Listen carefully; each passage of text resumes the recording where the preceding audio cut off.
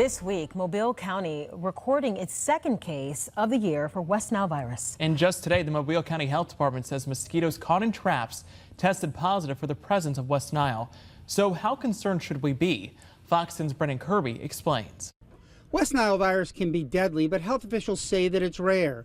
They urge folks to take normal precautions when going outside. Dr. Kevin Michaels, the Mobile County health officer, says cases are rare.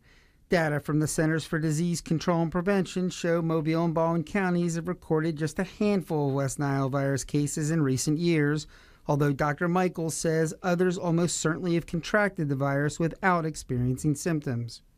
For those who do experience symptoms, they can be severe, and in rare cases, even deadly.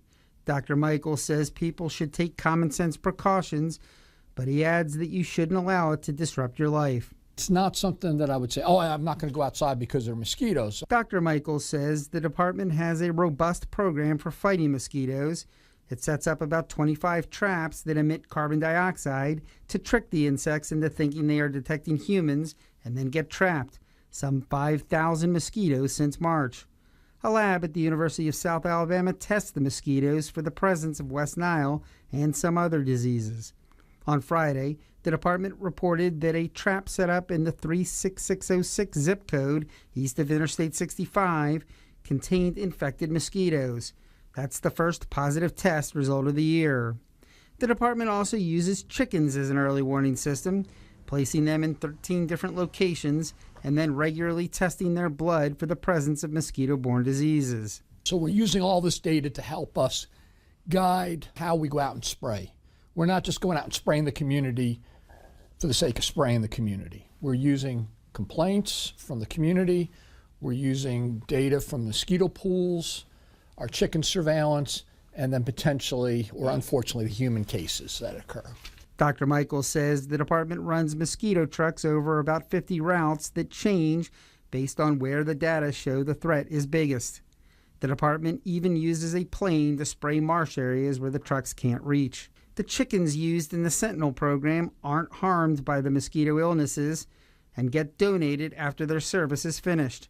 Dr. Michaels says he's personally adopted about a half dozen. Before the program started in the 1980s, the protocol was to capture and test wild birds.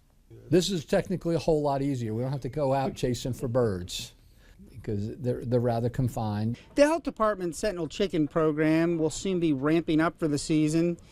The first batch of the chickens have been moved from here to their coops. They've been inoculated against fowlpox, and next week they'll go out to do their duty. Reporting in Mobile, Brendan Kirby, Fox 10 News. Okay, and there's not a vaccine, right, to prevent West Nile.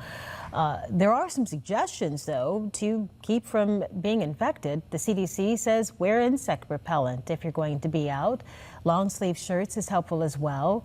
Treat your clothes and gear and control mosquitoes indoors and outdoors by eliminating any standing pools of water and also staying out or not staying out when they're most active.